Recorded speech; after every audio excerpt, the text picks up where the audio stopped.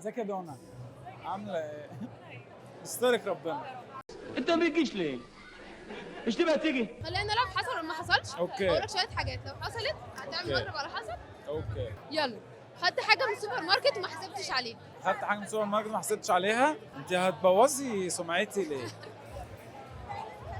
بس كنت صغير قوي يعني. ما انت غصب عنك بقى مش عارف. فاكر خدت ايه؟ لبان او حاجة كده يعني، كنت صغير وماشي الدنيا. بدلت في المدرسه سانشاتك مع حد عشان كانت مش عاجباك.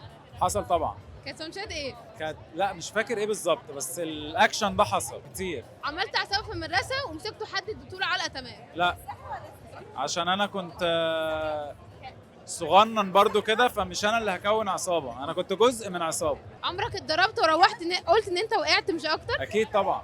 في العصابه بتاعتكم انتوا الثلاثه مين اكتر حد بيعرف يخطط ويفكر؟ مين اكتر حد بيعرف ينفذ؟ المفروض ميكس بيخطط والفي شاطر في التنفيذ وشاطر كمان في ايجاد حلول. ميكس ممكن يتوتر، الفي لا، يعني حاجات كده بنكمل بعض في حاجات كده. طب مين منكم؟ ولما كمان عندها جزء بتاع التكنولوجي او البروجرامينج او كده. مين منكم انتوا الثلاثه لو بقى نصاب حقيقي هيبقى زي هاني رمزي في غبي منه فيه؟ اعتقد احنا الثلاثه لو لو في الحقيقه هنبوظ الدنيا خالص. قول لنا حاجه عن دورك في فقره الساحر مختلفه عن دورك في باقي الادوار. مختلف ان هو في ميكس رسام عنده حرفه جديده، بيرسم جرافيتي وبيرسم شاطر قوي في الرسم يعني. المفروض نصب حاجه جديده برضو.